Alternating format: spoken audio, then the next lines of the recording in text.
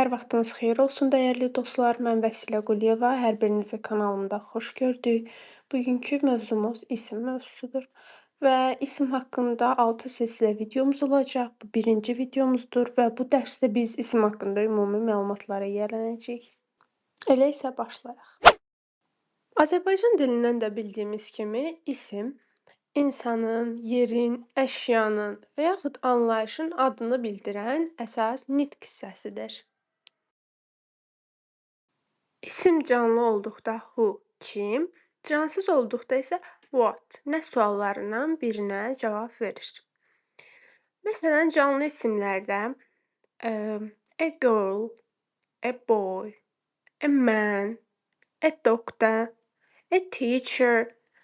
Bunların hər biri who, kim suallarından birinə cavab verir. Çünki bu isimlər canlılardır. Cansız olduqda isə what, nə sualına cavab verir. Məsəl üçün, a book, kitab, nə kitab. A pen, a car, a table, nə stol, nə stol. Cansız olduğu üçün what sualına cavab verəcəkdir. Azərbaycan dilində olduğu kimi, ingilis dilində də isimlər quruluşca 3 yerə bölünür. Simple nouns, sadə isimlər, derivative nouns, düzəltmə isimlər və compound nouns, mürəkkəb isimlər. Hər birini ingilis dilində yazdım, çünki biz testlərdə ingilis dilində rast gələcəyik, gözümüz də öyrəşmiş olsun. Sadə isimlər, yəni simple nouns, bir kökdən ibarət olan sözlərdir.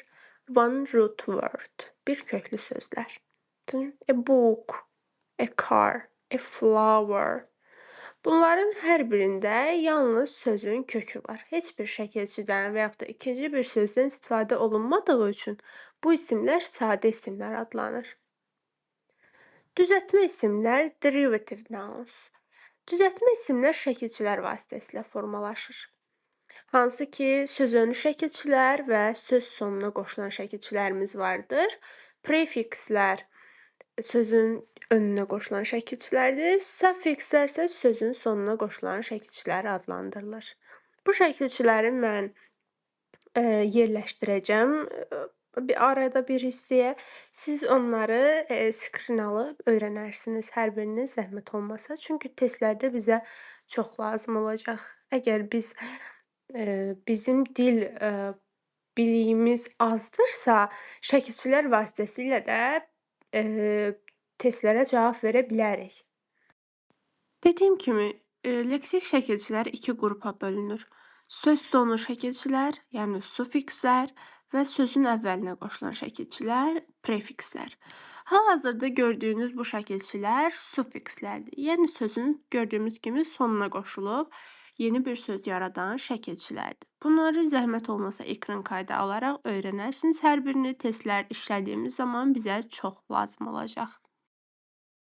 Və prefikslər isə sözün önünə qoşulan şəkilçilərdir. Yəni sözün önünə qoşularaq yeni bir söz yaradırlar. Məsəl üçün disadvantage, unemployment, inaccuracy.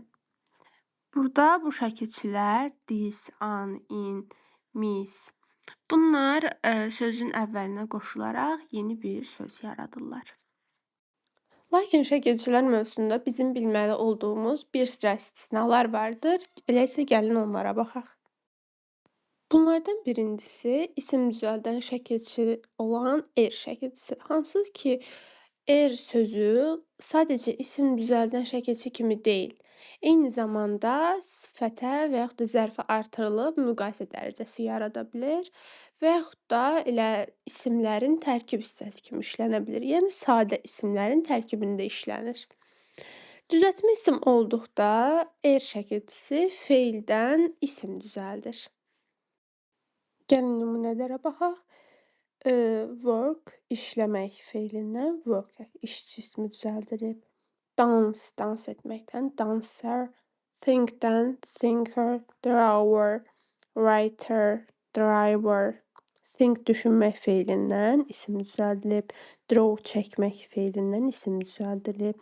Write yazmaq, drive sürmək, teach öyrətmək, rob oğurlamaq. Bunların hər birinin kökü olduğu üçün şəkilçi də burada er artıq şəkilçidir. Qeyd etdiyimiz kimi, isim düzəldən er şəkilçisi feilə qoşulur və isim yaradır. Lakin bəzən er şəkilçisi sifətlərə, zərflərə də qoşula bilər. Bu zaman burada artıq isim düzəldən şəkilçi olmur, sifətin müqayisə və yaxud da zərfin müqayisə dərəcəsini yaradan er şəkilçisi olmuş olur. Bu sözləri də yadınızda saxlayın. Harda sifətə, zərfə qoşulmuş er şəkilçisi görsəniz, demək ki, bu artıq isim deyil bu söz. Və bəli, sadə isimlər vardır ki, hansı ki tərkibində er hissəciyi görürük, ancaq burada şəkilçi deyil. Çünki sözün kökü yoxdur. Nümunələrə batə, danger, tower, number, matter, member, winter, brother, soldier, weather. Bu sözlərin hər biri artıq düzəltmə ismi yox, bunların hamısı sadə isimlərdir. Yəni burada er artıq şəkilçi deyil. Sözün kökünə aid olan bir hissəcikdir. Bu sözləri yadda saxlamağınız çox vacibdir, çünki testlərdə bu sözlərlə sizi çaşdırmağa çalışacaqlar. Növbəti şəkilçimiz ment şəkilçisidir. Bəzi mentlə bitən isimlər vardır ki, artıq bunlar düzəltmə yox, sadə isimlər hesab olunur. Bunlar aşağıdakılardır: moment, monument, cement, element, document, instrument, parliament. Bunların hər birisi sadə isimlərdir. Bu sözləri öyrənməyiniz çox mühümdür. Növbəti istisnamız ship şəkilçisi olacaq.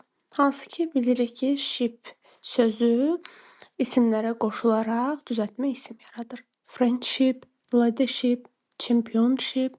Lakin bəzi sözlər vardır ki, həmin sözlərin tərkibində ship sözü gəmi mənasını verir. Bəli, şəkilçidən əlavə ship sözü ayrılıqda gəmi mənasını da verir. Artıq bu sözlərin tərkibində ship sözü gəmi mənasını verdiyi üçün və iki isim birlikdə işləndiyi üçün bu isimlər sadə yaxud düzəltmə yox, mürəkkəb isimlər adlanır. Spaceship, warship, steamship, battleship. Elə isə gəlin keçək mürəkkəb sözlərin izahına. Mürəkkəb sözlər iki və daha artıq sözün birlikdə işlənməsi ilə yaranan isimlər hesab olunur. Mürəkkəb isimlər ayrı, bitişik və defislə yazıla bilər. Toothbrush, classroom. Gördüyünüz kimi iki sözün tooth və brush. Class və room. Mother-in-law defislə yazılan mürəkkəb isim hesab olunur. İsimlər üç formada ola bilər. Tək formada, cəm formada və eyni zamanda topluluq bildirən isimlər də vardır. İsimlərin tək bir ədəd olduğunu bildirmək üçün artikellardan istifadə olunur. N artikellarından istifadə olunur. Əgər isimlər samitlə başlayırsa, artikelından, saitlə başlayırsa, N artikelından istifadə olunur. Məsəl üçün, a book, a cat, a teacher. But ancaq an apple, an orange, an umbrella. Artıq burada saitlə başlayan sözlər olduğu üçün an artikelından istifadə olunur. Cəm isimlər, isimlərin iki və daha artıq olduğunu bildirmək üçün cəm şəkilçisindən istifadə olunur. İsimlərin cəmi mövzusu haqqında növbəti sizlə videomuzda daha ətraflı danışacağıq.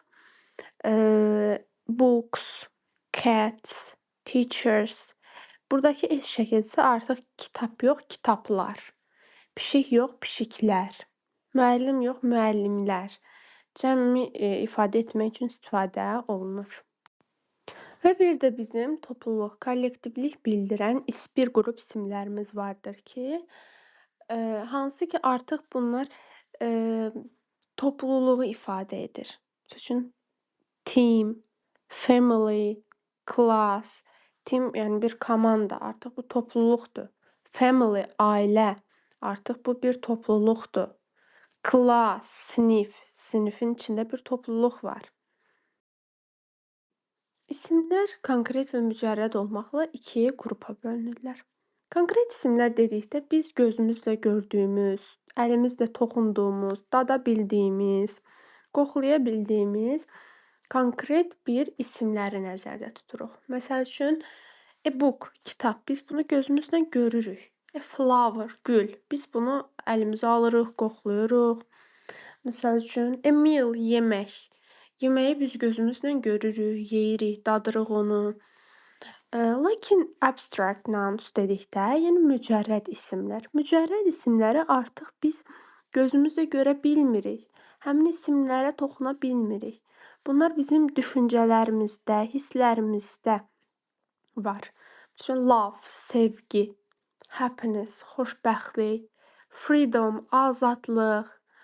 Bunların hər biri artıq mücərrəd isimlər sayılır. Çünki bunlara gözlə görmək, əllə toxunmaq olmur.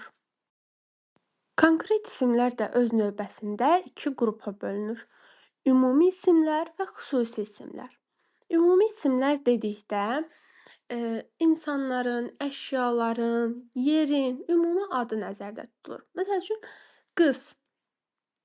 Qız dedikdə, yəni girl. Girl dedikdə bir qız nəzərdə tutulur. Amma ayan dedikdə artıq xüsusi bir qız nəzərdə tutulur. Artıq mən ayanı nəzərdə tuturam. Amma biz a girl dedikdə ayanı nəzərdə tutduğumu başa düşmürük. Bu artıq ümumi isim adlanır. İsimlərin xüsusi olması üçün onların hər hansı bir xüsusi adının olması önəmlidir. City, şəhər dedikdə ümumi şəhər nəzərdə tutulur. Amma Baku artıq burada Baku xüsusi isimdir. Şəhərə verilən bir addır. Xüsusi isimlər isə dediyimiz kimi insanlara, heyvanlara, şəhərlərə, əşyalara verilən xüsusi adlardır. Məsəl üçün, Baku, Hyundai, məsəl üçün,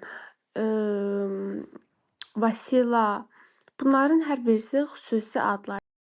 Və xüsusi adlar cümlənin hər hansı hissəsində gəldiyindən asılı olmayaraq ilk hərfləri hər zaman böyük hərflə yazılır.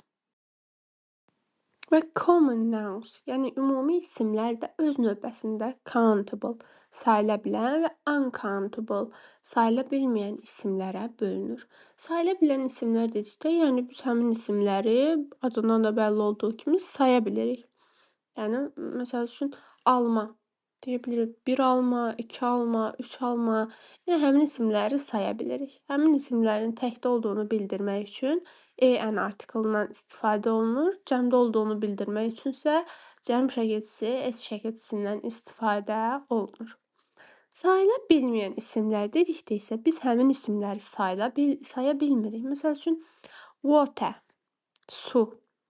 Biz suyu saya bilmirik. Suyu hissələrə bölüb biz onu saya bilmədiyimiz üçün bu sayılmayan isim adlanır.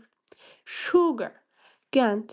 Biz qəndi artıq saya bilmədiyimiz üçün biz qəndi sayıla bilməyən isim adlandırırıq. Information. Bu da artıq sayıla bilməyən isimdir.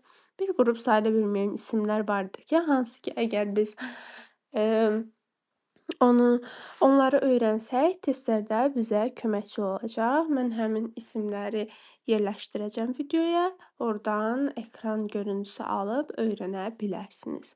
Sayılmayan isimlər sayılmadığı üçün nə təki olur, nə cəmi olur. Onlarla artikellər istifadə olunmur və cəm formaları da olmur. Bəli dostlar, artıq birinci videomuzun sonuna gəldik və isim haqqında ümumi biliklərə yiyələndiyimizi düşünürəm. Elə isə gəlin sual-cavab bölməsinə keçək. Sizə bir neçə sadə suallarım olacaq isim haqqında.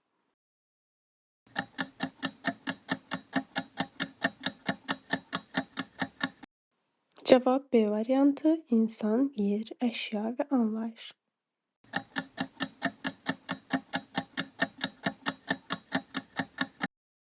Cavab B variantı: Türkiyə. A variantı: qız ümumi isimdir və ship gəmi ümumi isimlərdir.